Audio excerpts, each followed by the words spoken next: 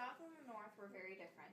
In the South, the economy was based on a system of large-scale farming that depended on the labor of African American slaves to grow certain crops, especially cotton and tobacco. In the North, manufacturing and industry was well established. Agriculture was mostly limited to small-scale farms. Almost all North and South arguments tied to slavery. The North believed slavery equaled bad economy, not bad moral. On November 1860, Abraham Lincoln was elected president against Jefferson Davis.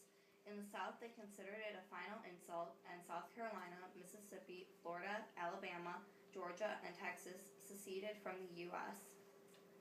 On April 12th, Confederate forces led by General P.T. Beauregard attacked Fort Sumter, a military institution in South Carolina.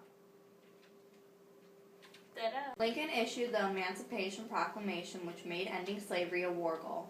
Jefferson Davis, the first president of the Confederate States of America, made a constitution almost exactly like the U.S. Constitution, except specifically allowed slavery.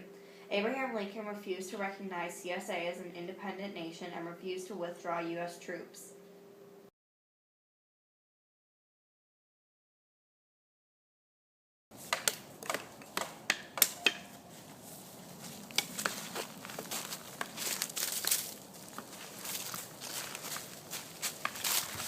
Confederate soldiers, die!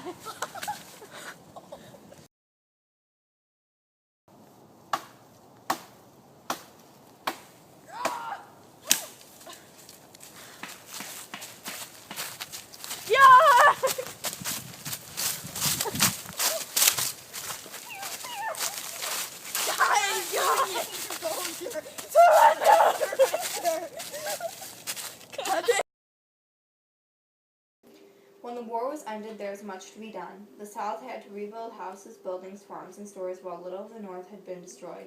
The former slave owners now had to let African Americans vote, run for office, and learn.